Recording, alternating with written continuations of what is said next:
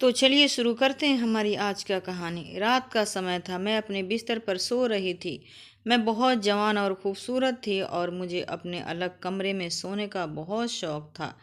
इस घर में दो ही कमरे थे, लेकिन मेरी माँ ने मेरे कमरे का बहुत अच्छे से सजाया हुआ था और मेरा बिस्तर भी बहुत खूबसूरत और नर्म था। लेकिन मुझे ऐसा लग रहा था जैसे मैं इस बिस्तर पर अकेली नहीं सो रही।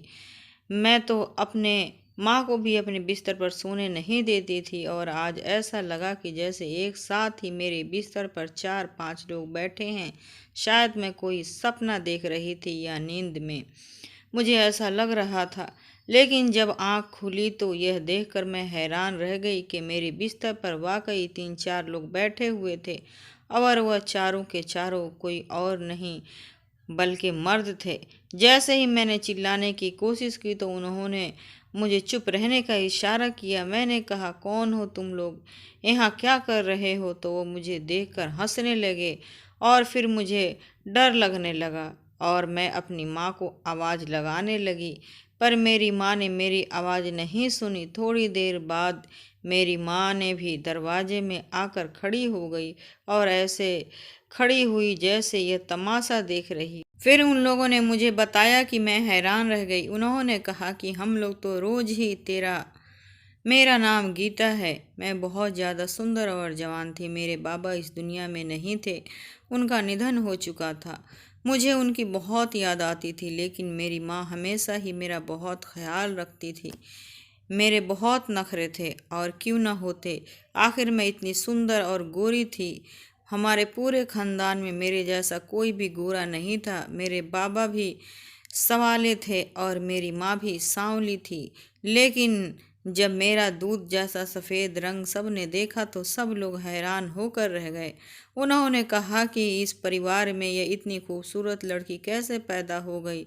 कुछ लोग तो मुझे ये भी कहते थे कि ये हमारी जाति की नहीं लगती, लेकिन मैं इसी परिवार का हिस्सा थी। मेरे बाबा जब तक जिंदा थे तो कभी कभी मजाक में मेरी माँ को ये भी कहा देते थे कि यह हमारी ही बेटी है ना, या फिर तूने किसी और के साथ चक्कर चलाया। तो मेरी माँ भी हंसकर कह देती कि हाँ, चलाया था चक्कर। अगर तुम्हारे साथ ही रहती तो फिर कोई काली कलूटी सी बेटी पैदा होती। फिर दोनों इस बात पर जोर जोर से हंसने लगते। मुझे अपनी सुंदरता पर बहुत घमंड था और मुझे पता था कि मुझे कोई अच्छा रिश्ता मिल सकता है। बेशक हम लोग गरीब थे, लेकिन मेरी खूबसूरती मुझे किसी अमीर परिवार की बहू बनवा सकती थी। इसीलिए मैं अपना बहुत ज़्यादा ख्याल रखती थी और मेरी माँ मेरे लिए बहुत सारे रिश्ते तलाश करने की कोशिश करती रहती थी। पर आजकल मेरे साथ कुछ अजीब हो रहा था। मुझे रात होते ही ऐसा लगता था जैसे मेरे बिस्तर पर ऊपर कोई बैठा है। मैंने अपने कमरे को बड़े चाव से सजाया था, हर तरफ कीमती चीज़ें रखी थी और यह सब कुछ आसानी से नहीं हुआ था।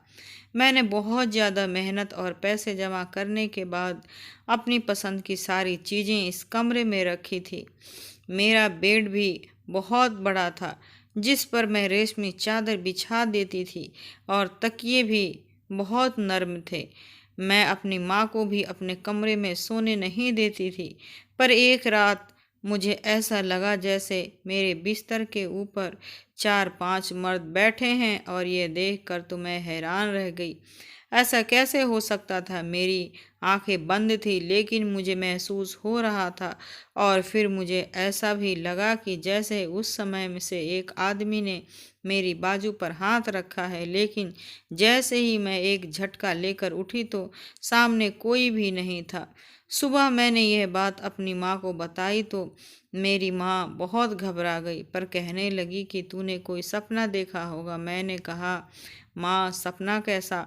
सपने में कोई यह थोड़ी ही पता होता है कि आप सपना देख रही हैं या नहीं। मैं सपने में नहीं थी, मैं जाग गई थी और मैं भी ये भी सोच रही थी कि यह सपना हो सकता है। लेकिन मेरी माँ आंखें तो खुल गई थी। मेरी माँ ने कहा, तू कैसी बातें कर रही है? तेरे कमरे में तो कोई भी नहीं जाता, मैं भी तेरे कमरे में नहीं जाती। बात तो उनकी ठीक थी, ऐसे हमारे घर में कोई ऐसे कैसे आ सकता था? और वो भी रात के समय आता और मेरी माँ को पता भी नहीं चलता।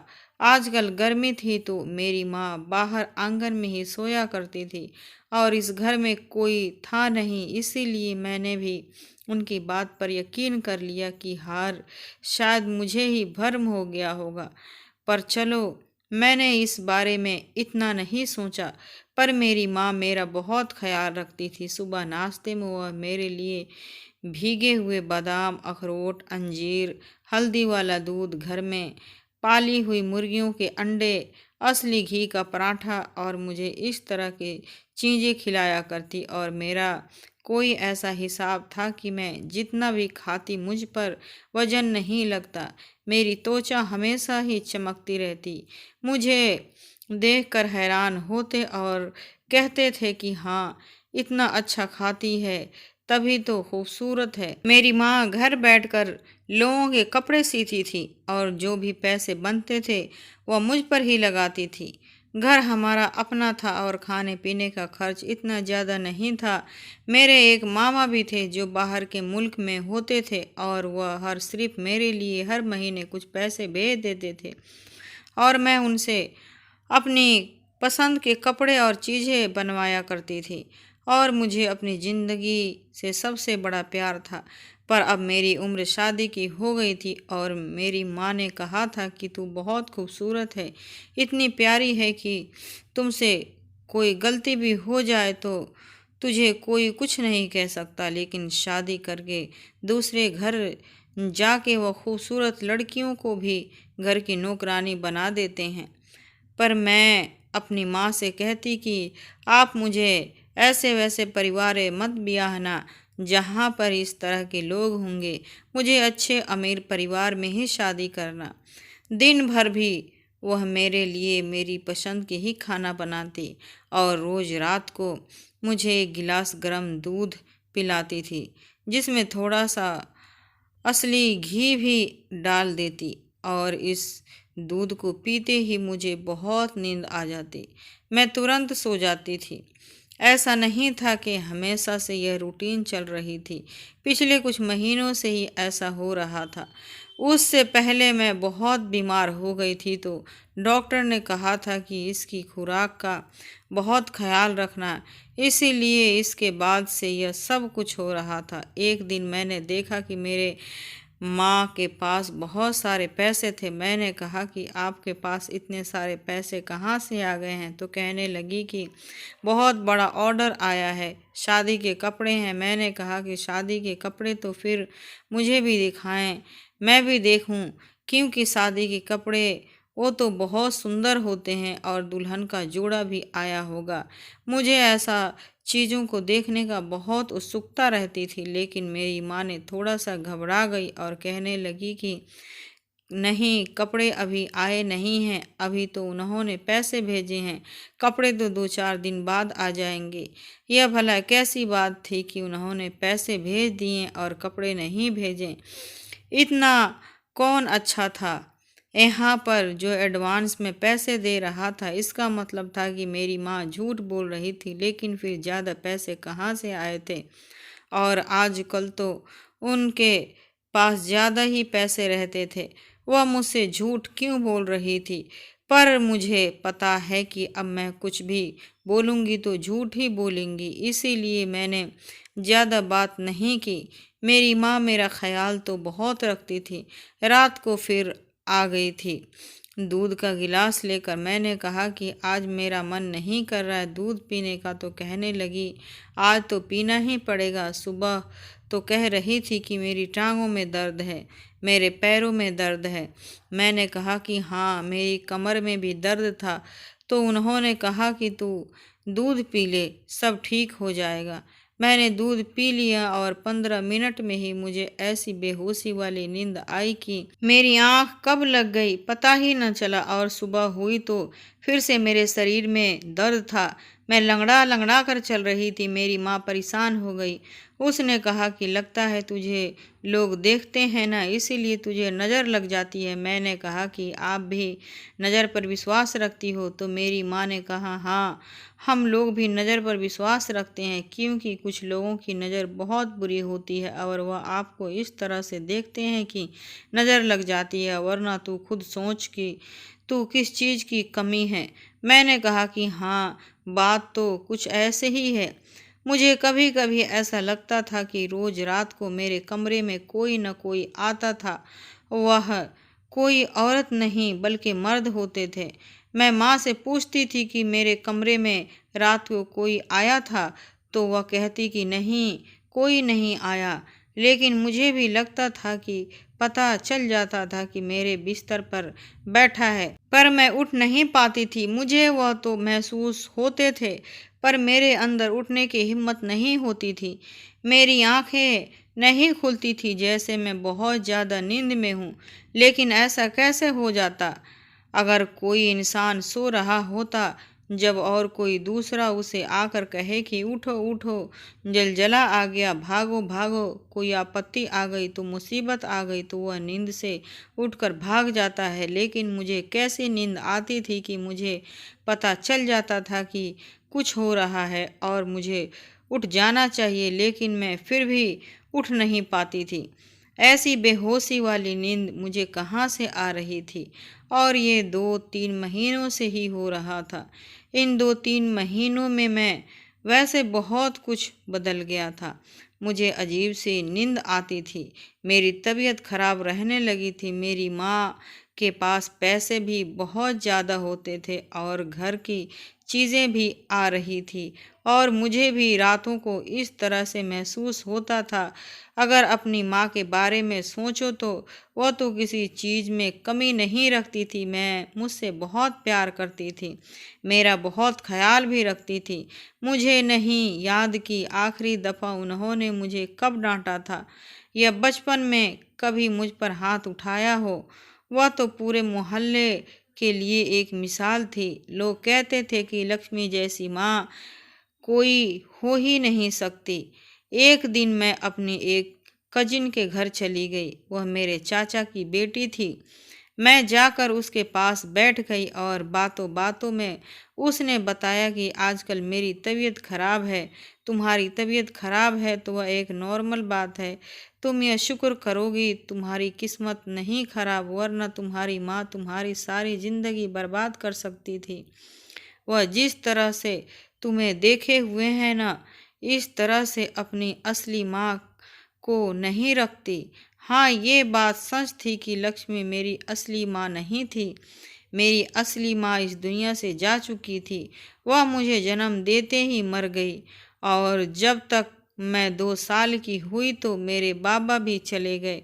शुरू से ही मुझे मेरी सौतेली माँ ने ही पाला, और फिर बाबा भी इस दुनिया से ना रहे तो उसने दूसरी शादी भी नहीं की और मुझे ही पालने में अपनी जिंदगी गुजार दी। क्योंकि उससे पहले उसकी शादी हुई थी, पर वह कभी माँ नहीं बन सकती थी। उसके पास कभी संतान नहीं हो सकते थे, इसीलिए उसने ऐसे मर्द से शादी की जिसकी पहले से ही एक बेटी थी, यानी कि मेरे बाबा से। पर मेरे बाबा भी तो इस दुनिया से ज़्यादा न रहे। कभी लोग हैरान होते थे कि लोग मुझे कहते थे कि तू झूठ बोलती है, लगता है तेरी सौतेली माँ तुझ पर हाथ भी उठाती है, तुझसे सारे घर का काम भी करवाती है। मैंने कहा कि फिर ऐसा तो मुझे झूठ बोलने की क्या ज़रूरत थी? और देखो मेरे हाथ पैर को, लगता है कि मैं घर के काम करती हूँगी, बर्तन धोती हूँ। तो फिर लोग कहते कि हाँ, लगता तो नहीं है, ऐसा लगता है कि तू बिस्तर से भी नहीं उतरती। मुझे भी पहले यह बात पता नहीं थी कि लक्ष्मी मेरी असली माँ नहीं है। यह बात मुझे 1 साल पहले ही पता चली थी, और अब मेरी उम्र 19 साल हो गई थी। वह भी इसी खानदान के एक औरत ने बताया था कि मैंने उसे सीधा कह दिया कि मेरी अपनी माँ नहीं है तो क्या हुआ, मैं तो जब से आँख खोली हूँ उसी को देखा है। अभी तक मैंने ये भी नहीं बताया था कि मुझे पता चल चुका है कि वह मेरी अपनी माँ नहीं है। मुझे उसे यह पता कर दुखी करने की क्या जरूरत थी। इसने मेरे लिए इतना कुछ किया था और मेरे लिए यह मेरी माँ से भी बढ़कर थी। लेकिन लोग बातें करते थे, वह कहते थे कि आज तक ऐसी कोई सौतेली माँ नहीं देखी जो अपनी सौतेली औलाद के लिए इतना करे। इतना तो कोई अपनी माँ भी अपने बच्चे के लिए नहीं खिलाता और इतनी मेहनत करती, यहाँ तक कि अपने दूसरे शादी भी नहीं की। यह कैसे हो गया? यह जो हमारा समाज है ना, इसको मोहब्बत हजम नहीं होती। वह कहते हैं ना कि नफ़रत की आवाज़ बहुत ऊंची होती है। नफ़रत से भरी हुई कहानियाँ बहुत आगे जाती हैं और मोहब्बत की कहानियाँ कहीं खो जाती हैं। सौतेली माँ अपने सौतेले औलाद के साथ कैसे अच्छा हो सकती है, यह बात तो किसी को भी हजम नहीं हो सकती थी। इसीलिए लोग इस तरह की बातें करते थे, पर मैं तो इस बारे में सोच भी नहीं थी जब तक कि मुझे कोई और याद न दिलवा देता।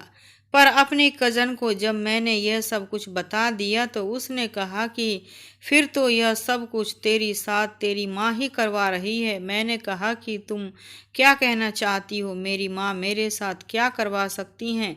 उसने कहा कि तुम खुद ही तो कह रही हो, तुम्हें ऐसा लगता है कि कहीं तुम्हारे कमरे में रात के समय कुछ मर्द आ जाते हैं। तो एक बात मुझे ये बता कि जवान खूबसूरत लड़की के कमरे में 4 के 5 मर्द कब आते हैं? अब लोग जवान हो गए थे, पता तो हमें हर बात की थी, पर मैं डर गई।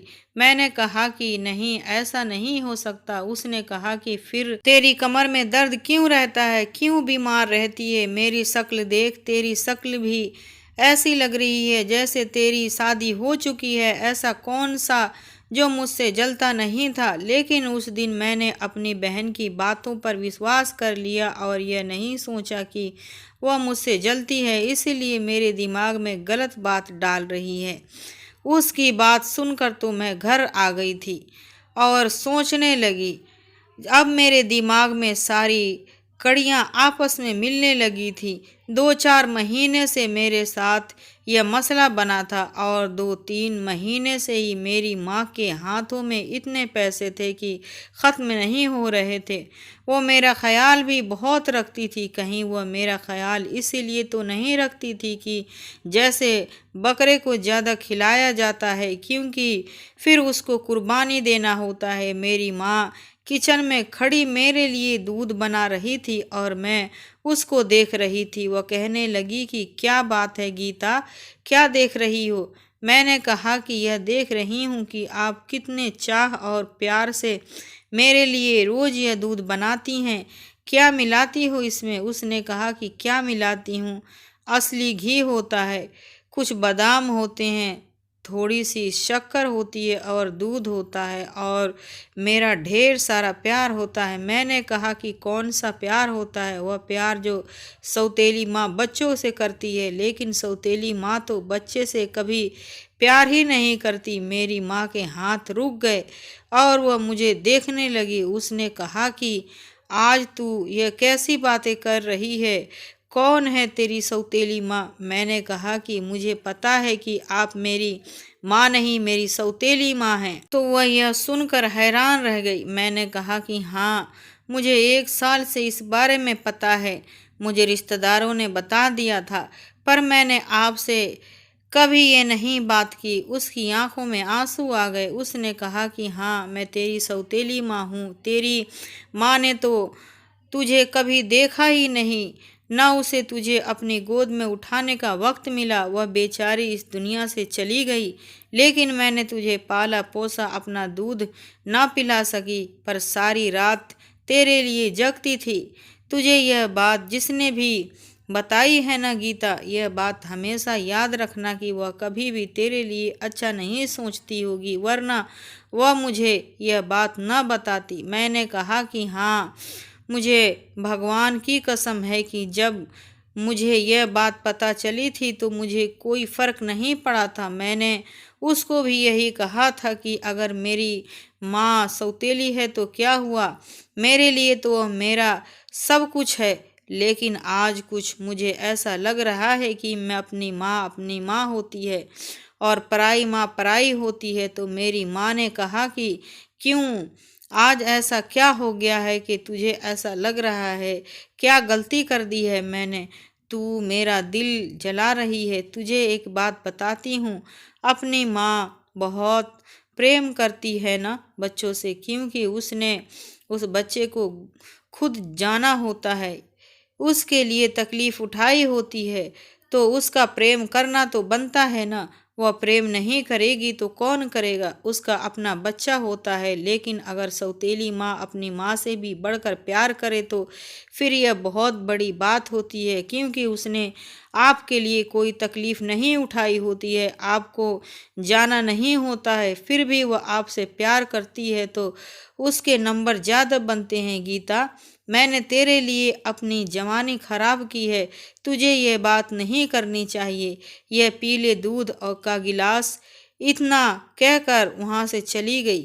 मुझे भी बाद में ऐसा लगा कि मैंने कुछ ज़्यादा ही बोल दिया है, पर सुबह जब मैंने अपनी माँ के सिर्फ एक लफ्ज सॉरी का बोला तो वह मुझे बिल्कुल पहले जैसी हो गई और उसने कहा कि कोई बात नहीं, बच्चे तो इसी तरह के होते हैं, लेकिन माँ बाप जो होते हैं ना, उनके दिल बहुत बड़े होते हैं, इसीलिए वो माफ़ कर देते हैं। मैं फिर से अपनी कजिन से मिलने गई और मैंने उसे सब कुछ बता दिया। उसने कहा कि यह जो तेरी सौतेली माँ है ना, यह पहले हमारे साथ रहती थी। तू इससे पूछ कि इसने घर परिवार क्यों छोड़ा और यह तुझे लेकर इतनी दूर के इलाकों में क्यों चली गई? इसीलिए ताकि अपने मर्जी से रह सके, क्योंकि वहाँ पर तो तू हम सब के लिए आंखों के सामने रहती थी। एक मोहल्ला था, उसमें आधे से ज़्यादा हमारे अपने ही घर के थे, सब लोग एक दूसरे के जानने वाले थे। पर यह बात हमारे बड़ों के भी अच्छी तरह पता है और अब तक नहीं समझ सके कि एक दिन इसको न जाने क्या हो गया था कि यह तुझे उठा के पागलों की तरह भागी और कहने लगी कि अब मैं अपनी बेटी को यहाँ नहीं रखूँगी। और उसी वक्त तेरी उम्र ही क्या थी, बहुत कम उम्र की थी तेरी। मैंने कहा कि हाँ, ये बात तो मुझे भी याद है, लेकिन यह सब क्या हुआ था, कैसे हुआ, मुझे भी आज तक नहीं पता चला। बस उस दिन के बाद से ही हम लोगों ने दूसरा घर ले लिया था। यह घर मेरी माँ बाप का था, यानी कि मेरी सौतेली माँ बाप का, और यहाँ पर अब हम लोग रहते हैं। इसीलिए मैंने अपने रिश्तेदारों से ज़्यादा मिल नहीं पाती थी, पर मेरी यह कज़िन मेरी अच्छी दोस्त थी, तो कभी कभी मैं इसके घर चली जाती थी। ये सारी बातें सोचना भी नहीं चाहती थी, लेकिन अब शायद मुझे सोचना चाहिए था, क्योंकि यह सब कुछ आम नहीं था। मुझे रोज रात को ऐसा क्यों लगता था कि जैसे मेरे बिस्तर पर 4-5 मर्द बैठे हैं। कहीं ऐसा तो नहीं था कि मेरी माँ मुझे बेच रही थी? और क्यों न बेचती मुझे, मैं इतनी सुंदर थी, खूबसूरत थी, वह मेरी खूबसूरती को बेच सकती थी और आजकल उसके पास बहुत ज़्यादा पैसे भी होते थे। एक दिन मैंने फिर से उसे सवाल जवाब करना शुरू कर दिया। मैंने कहा कि तुम्हारे पास इतने पैसे कहाँ से आते हैं? तो उसने कहा कि यह तू मत पूछ कर पैसे कहाँ से आते हैं, लेकिन तुझे मैं बहुत ज़्यादा खुश कर दूंगी। मैंने कहा कि हाँ, मुझे भी तो कुछ करना चाहिए। जब खुद इतनी खुश हो रही हो तो मेरी माँ ने भी कहा कि आजकल तू मुझसे किस तरह से बातें करती है। जब तू बचपन में गलती करती थी तो मैं तुझे थप्पड़ भी मारती थी। मैं तेरी सौतेली माँ सही, लेकिन तुझे प्यार भी मैंने किया है और गुस्से भी मैंने ही किया है। लेकिन अब तू इस तरह की बातें क्यों कर रही है? क्यों मुझे गुस्सा दिला रही है? मैंने कहा कि गुस्सा आएगा तो क्या कर लोगी? ऐसा कुछ सोचना भी नहीं। वाकई मेरी जुबान में जहर घुल गए थे। मुझे मेरी माँ पर गुस्सा आ जाता था, क्योंकि मुझे पता था कि वह मेरे साथ कुछ कर रही थी, और अगर वह मेरे साथ ऐसा कुछ कर रही थी तो क्या यह छोटी बात थी। वह मुझे इस्तेमाल कर रही थी। रोज़ कहती थी कि तेरे लिए कोई रिश्ता तलाश करना है, लेकिन आज इस बात का 1 साल हो गया था कि कोई भी रिश्ता हमारे घर नहीं आया था।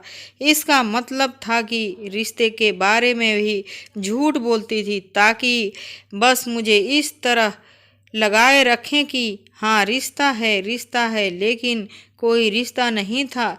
मैंने सोच लिया कि मुझे क्या करना है।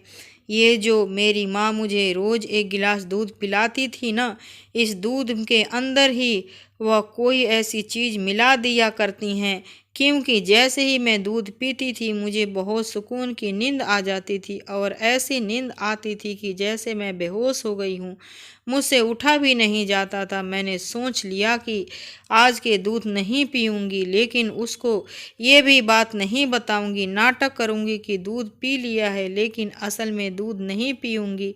फिर देखूँगी कि रात को क्या होता है, क्योंकि मुझे याद है कि एक दिन मैंने दूध पीने से इनकार कर दिया था, लेकिन मेरी माँ ने फिर भी मुझे ज़बरदस्ती दूध पिलाया था और कहा था कि यह सब तेरे लिए बहुत ज़रूरी है।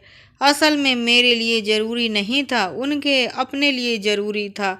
अब मैं कोई छोटी बच्ची नहीं थी जो मैं बेवकूफ़ बनती जा रही थी, और मैंने ये भी सोच लिया था कि अगर मेरी माँ गलती हुई तो मैं इसके साथ बिल्कुल अच्छा नहीं करूँगी। पुलिस को बता दूँगी, अपने रिश्तेदारों के पास रहने के लिए चली जाऊँगी और इसको सजा दिलवाऊँगी। एक दिन मैंने उसी से पूछा कि तुम्हारे पास मेरी असली माँ की कोई तस्वीर है। उसे यह बात बहुत बुरी लगी। उसने कहा कि तुझे तेरी अपनी माँ याद आ रही है। मैंने कहा कि याद कैसे आएगी, अब मैं उसको जानती नहीं हूँ, पर देखना चाहती हूँ कि वह कैसे लगती हैं। इसका मतलब है कि वो भी मेरी तरह खूबसूरत थी, तभी तो मैं उसी पे गई हूँ। न तो मेरी माँ ने कहा कि हाँ वो तेरी तरह खूबसूरत थी, गोरी चिट्टी थी, तभी तो उस पर गई है, लेकिन मेरे पास उसकी कोई तस्वीर नहीं है। अगर मेरे पास तस्वीर होती तो मैं तुझे ज़रूर दिखाती, लेकिन तू अपने आप को शीशे में देख ले, तू ही समझ ले, तू अपनी माँ को ही देख रही है, बिल्कुल तेरी तरह ही थी। सच कहते हैं कि जिसको कभी न देखा हो न जाना हो, आपको उसकी याद नहीं आ सकती। मुझे भी मेरी अपनी माँ की याद नहीं आ रही थी, पर दिल में एक बात ज़रूर आ रही थी कि अगर मेरी अपनी माँ मेरे साथ होती तो मेरे साथ ऐसा कभी नहीं कर सकती थी जो यह मेरे साथ कर रही थी। माँ का दिल बड़ा नर्म होता है। माँ बच्चे को कभी कोई तकलीफ़ नहीं होने देते। सोच लिया था कि आज रात वह दूध गिलास नहीं पीऊँगी, और रात होने में थोड़ा समय बाकी था। रात होने का इंतज़ार कर रही थी, क्योंकि आज मुझे इस राज के बारे में पता चल जाना था कि मेरी माँ मेरे साथ ऐसा कौन सा खेल खेल रही थी। रात होने से पहले मैंने अपनी माँ को किसी से फ़ोन पर बात करते हुए सुना। कहने लगी कि मुझे बड़ा ऑर्डर चाहिए, मेरा काम नहीं हो रहा है। एक काम को 4 से 5 की बजाय 8 को 9 को भेज दो। जब मैंने यह सब सुना तो मैं हैरान रह गई। इसका मतलब है कि मेरी माँ ही मेरे साथ यह सब कुछ कर रही थी, और अब वह 4-5 मर्दों के बजाय 8-9 मर्दों को बुला रही थी और इतनी आसानी से ये सब कुछ कर रही थी। मेरी आंखों में आंसू आ गए, क्योंकि मैं भी तो अभी तक इसी को अपनी माँ समझती रही थी। इसके अलावा मेरा इस दुनिया में कौन था? हाँ, कुछ रिश्तेदार थे, लेकिन वह सब तो मुझसे जलते थे, क्योंकि उन्होंने मेरे साथ आज तक कुछ अच्छा नहीं किया था। तो वह सब अब कैसे करते? मेरी माँ सबसे बगावत करके निकली थी, वह भी तो एक बात थी। मैं अपने कमरे में चली गई। आज मैंने अपनी माँ को रोकने वाली नहीं थी। आने देती हूँ, फिर जैसा होगा वैसा देखूंगी। वह दूध बनाकर मेरे कमरे में ले आई और मुझे कहा कि यह पी लेना, और मैंने उसके सामने ही गिलास साइड में रख दिया। फिर वो वहाँ से चली गई। मुझसे कुछ उदास और नाराज़ थी, लेकिन मैंने दूध नहीं पिया और जाकर बाथरूम में दूध को फेंक दिया और अब बिस्तर पर बैठे इंतज़ार करने लगी कि क्या होता है। अजीब सी बात थी कि मुझे फिर भी नींद आ रही थी। मैं हैरान हो रही थी, क्या अब भी मुझे नींद क्यों आ रही है? आज तो मैंने दूध भी नहीं पिया था। और मैंने जब उठकर जाकर देखा तो मेरी माँ भी अपने कमरे में सुकून से सो रही थी और दरवाज़ा भी बंद था और उसने दरवाजे को अंदर से ताला लगाया था। जब से मैंने ये कहना शुरू किया था कि मुझे लगता है कि घर में कोई आ जाता है, तो वह दरवाजे के अंदर से ताला लगा देती थी और चाबी भी उसी के तकिए के पास पड़ी हुई होती थी। यह क्या हो रहा था? मुझे तो इतनी नींद आ रही थी कि मैं जैसे बस बिस्तर पर लेट जाती और आंखें बंद करके तुरंत सो जाती। लेकिन मैंने तो दूध नहीं पिया था। इसका मतलब था कि मेरी माँ दूध में कुछ नहीं मिलाती थी। फिर मेरे साथ क्या हो रहा था? मैं बिस्तर पर लेट गई और 15 मिनट बाद मुझे ऐसा लगने लगा कि जैसे 5 मर्द मेरे बिस्तर के ऊपर बैठे हैं। मैंने चीखना चिल्लाना शुरू कर दिया और उठकर देखा तो वहाँ पर कोई भी नहीं था। मेरी माँ वहाँ आ गई और मैंने उनके सामने सब कुछ बोल दिया। कहा कि वह लोग जो अभी यहाँ पर बैठे थे, तुम तो मुझे बेच रही हो, लोगों के अंदर बुलाती हो, मुझे धंधा करवा रही हो। मैंने पागलों की तरह रोना शुरू कर दिया। मैंने कहा कि सौतेली बेटी हूँ ना, इसीलिए ये सब कर रही हो। और वह हैरान रह गई और उसने गले लगा लिया। वह भी रोने लगी और उसके बाद उसने मुझे ऐसी बात बताई कि मैं हैरान रह गई थी और मुझे मेरे सारे घर वालों को जवाब मिल गया था। मेरी माँ ने कहा कि जो तू मेरे पास पैसे देख रही थी ना, वह काम के ही पैसे थे। मैं दिन रात काम कर रही थी और इतने पैसे इसीलिए जमा कर रही थी क्योंकि तूने कहा था कि मुझे बड़ा वाला मोबाइल लेना है। मैं तेरे मोबाइल के लिए पैसे जमा कर रही थी और जो तूने फ़ोन पर बात करते हुए सुना कि 4-5 से काम नहीं चलेगा, 8-9 भेज दो, वह मैं कपड़ों की जोड़ों की बात कर रही थी, मर्दों की नहीं। अब मैं तुझे बताती हूँ कि तुझे ऐसा क्यों लगता है कि तेरे बिस्तर पर कोई मर्द बैठा है, क्योंकि जब तू बहुत छोटी थी और हम तेरे रिश्तेदारों के घर में रहते थे तो एक दिन मेरे रिश्तेदारों की गलती और लापरवाही की वजह से तुझे कुछ लोग उठाकर ले गए थे। क्योंकि तू बहुत ज़्यादा सुंदर थी। वह 5-4 लोग ही थे, पर तेरे साथ कुछ बुरा नहीं हुआ था। लेकिन उस वक्त तक तू अपने होश में नहीं थी।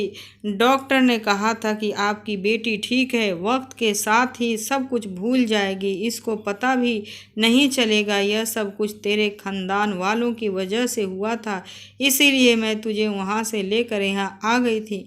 डॉक्टर ने कहा था कि तुम्हें इस बारे में पता नहीं है, लेकिन इसके दिमाग में किसी कोने में यह बात हमेशा ही जिंदा रह सकती है। इसे बुरे बुरे सपने आएंगे, इसीलिए तुझे रात को बुरे सपने आते हैं। मैं तुझे दूध के अंदर थोड़ी सी नींद की दवा मिला कर देती हूँ ताकि तू सो सके, लेकिन वह बिल्कुल भी थोड़ी सी होती है ताकि तुझे बुरे सपने आते हैं। इस घर में क्यों आएगा कोई? मैंने तुझे इन सब से लिए नहीं बचाया था। मैं तेरी सौतेली माँ हूँ। इसका मतलब ये नहीं है कि मैं तेरे साथ यह सब कुछ करती हूँ।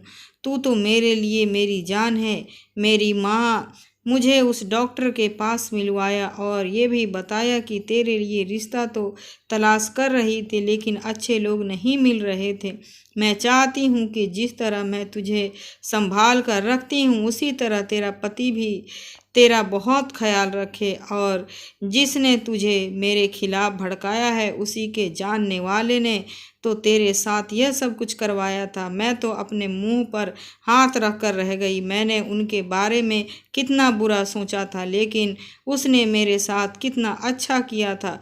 वह भी तो दूसरी शादी कर सकती थी, पर उसने मेरे लिए अपनी जवानी कुर्बान की थी और मुझे बड़ा किया था। मैंने उनसे माफ़ी मांगी तो माँ ने मुझे माफ़ कर दिया और कहा कि बस तू किसी की बातों के बारे में मत आना, और ये भी तेरे साथ हो रहा है, तेरी ज़िंदगी का हिस्सा है। मैंने कहा इसमें आपकी गलती नहीं है। मुझे बाकी कुछ याद नहीं था, बस वह अतीत के साये थे जो मेरी आंखों के सामने बसे हुए थे, लेकिन मैं उन्हें ठीक से समझ नहीं पा रही थी। बस उसके बाद से मैंने किसी की बातों पर ध्यान देना छोड़ दिया। मुझे अब कोई कुछ नहीं कहता है। आपको यह वीडियो कैसा लगा कमेंट बॉक्स में जरूर बताएं। मेरे इस चैनल को सब्सक्राइब जरूर करें क्योंकि मैं आपके लिए लाती हूँ सबसे ओरिजिनल कहानियाँ। शुक्रिया।